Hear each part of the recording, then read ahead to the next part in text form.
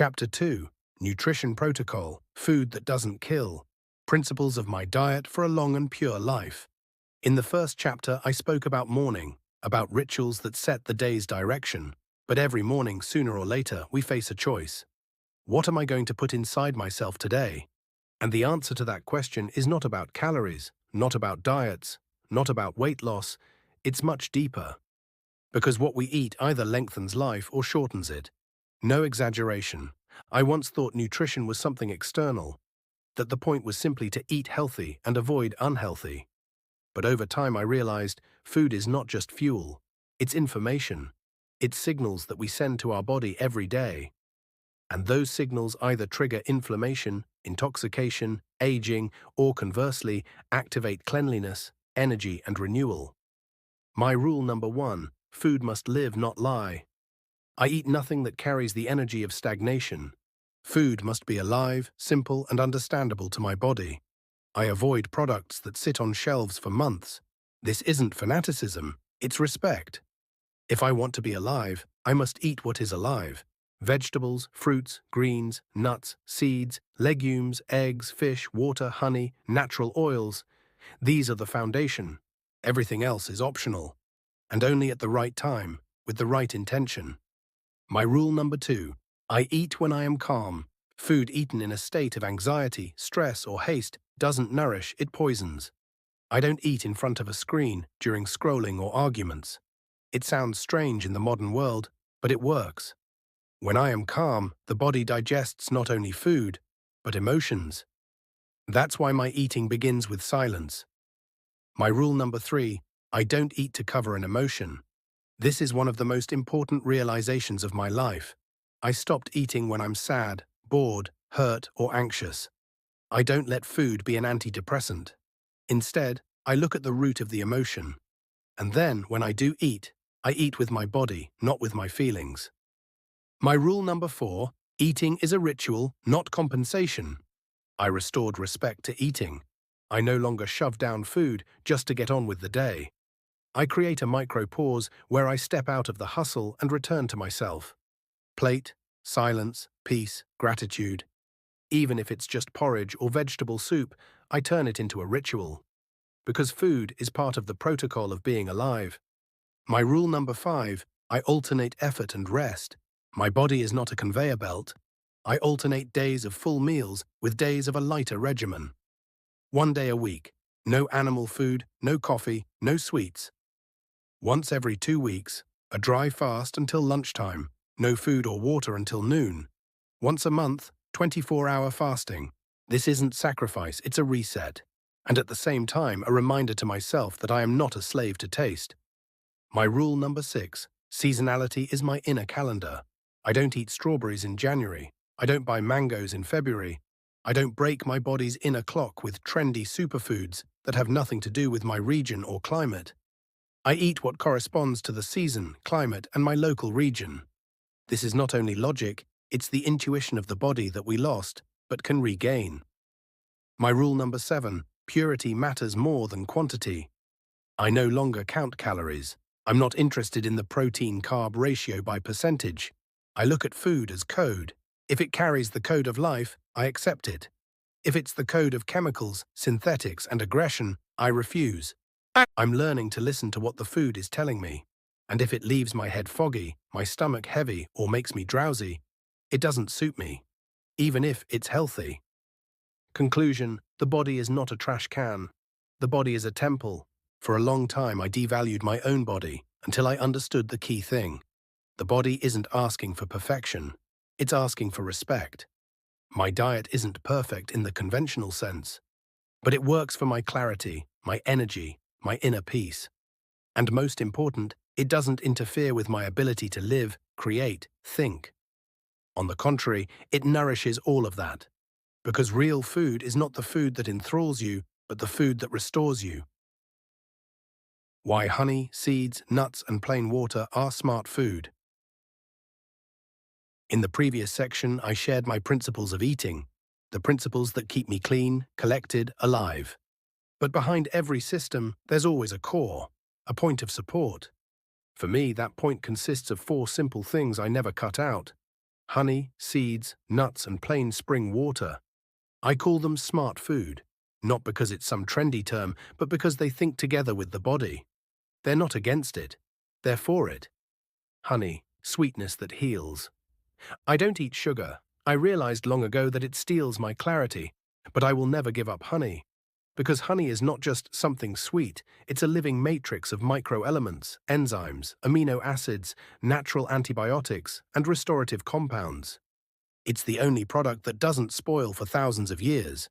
It was placed in the pharaoh's sarcophagi. It's been used in ancient Ayurveda, Tibetan medicine, Christian fasting traditions. I consume natural mountain honey, preferably dark, since it contains more minerals and bioactive substances. And I add it to the mix with seeds and nuts, not for the taste, but for the action, supporting immunity. Antiviral effects, normalization of gut flora, stable energy without sugar highs and crashes. Honey isn't about a mood boost, it's about deep, gentle nourishment at the cellular level. Seeds, life codes in every drop, small, unremarkable, yet they carry the entire potential of a plant. It's in seeds that the energy of sprouting, self-unfolding, renewal is contained. I use -poppy seeds, -magnesium, calcium, sedative effect. Sesame, white and black, calcium, zinc, hormone regulation. Flax, golden and brown, omega-3, fiber, gentle cleansing. I grind them in a coffee grinder and mix with honey. This simple act is a greater investment in my health than any expensive supplement. Seeds, cleanse the intestines, feed the microbiome, support the nervous system, restore hormonal balance, and most importantly, they don't stimulate, they balance. They're not an energy drink, they're an architect of stability. Nuts, a strategic reserve for the brain. Nuts are smart energy, not fast, not fake, but deep, lasting, and quiet. I use walnuts for blood vessels and the brain, almonds for kidneys, muscles, and skin. Brazil nuts, a source of selenium, the #1 antioxidant for men. And the main thing, only in small doses. 2 to 3 Brazil nuts a day are plenty. Anything more is already enough. Nuts are a medicine chest, not a snack. When I mix them with honey and seeds, I create a bioactive formula that the body sees as an ally. There's no heaviness, no insulin spike, no drowsiness. There is a feeling of focus, clarity, and strength. Plain spring water. Not background, but basis. Water is the main condition for any longevity, but it's hard to take it seriously because it's so familiar, invisible. Just water.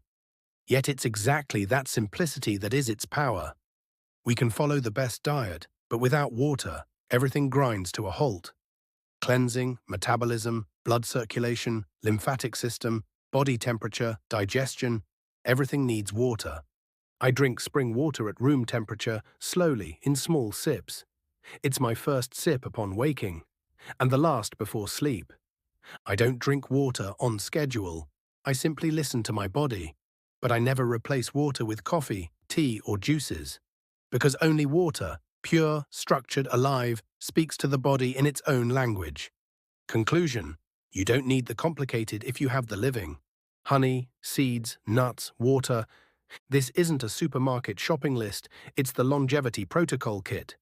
These 4 things give me cleanliness, calm, a sense of center, and the ability not to break under strain. My path isn't about eating perfectly. My path is to live wisely, including eating smart food. Because food is only one side of the coin. The other is the ability from time to time to eat nothing at all, and not be afraid of it. Fasting, intermittent fasting, seasonal cleansing.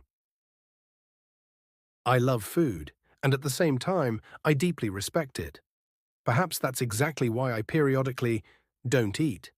This isn't self-torture, and not a trendy diet. It's a conscious act of liberation. In the previous section, I spoke about smart food, simple, natural, alive. But even the best food sometimes becomes a burden. Because the body is like a garden. It must grow, blossom, bear fruit. But sometimes it also needs to lie fallow. And this is where the 3rd level of my nutrition protocol comes into play. Fasting, fasting periods, and cleansing. Fasting, not about food, about purity. In childhood, I heard that fasting means not eating meat. But in time, I understood that true fasting isn't restriction in food, but a change of state. It's a time when you eat not for pleasure, but for life. It's minimalism on the plate and depth within. I practice fasting according to the spiritual calendar, major fasts, weekly one-day fasts. But I adapt them to myself, not blindly, but with understanding. Fasting is a restoration of inner hygiene. Not just physical, but mental as well. You reclaim power over yourself. On fasting days, I eat less, more slowly, more simply, and most often in silence, because the body doesn't cry out when it feels good. It is quiet. Intermittent fasting, the space between meals, is life. I call this principle letting the body breathe. In a world where everyone is looking for what else to eat, I looked for when not to eat. I practice the 16-8 or 18-6 format.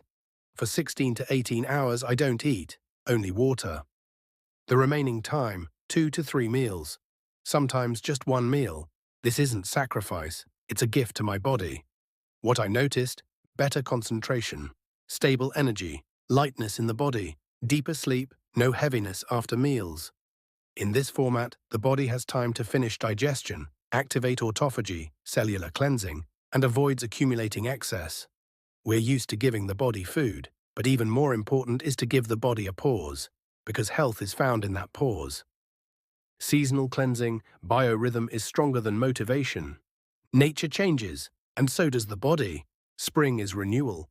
Autumn is preparation for inner quiet. And at those times, I conduct a seasonal cleanse.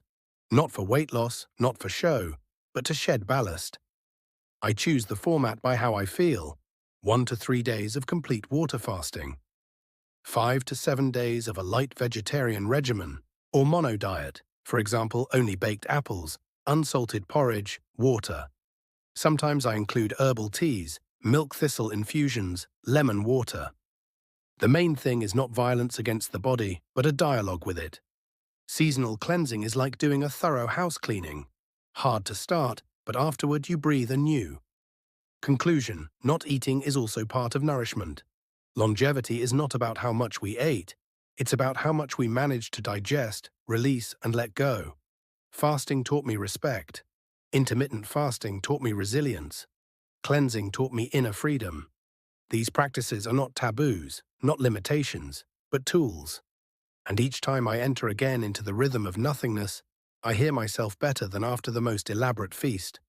Because longevity is, first and foremost, the ability to listen to yourself.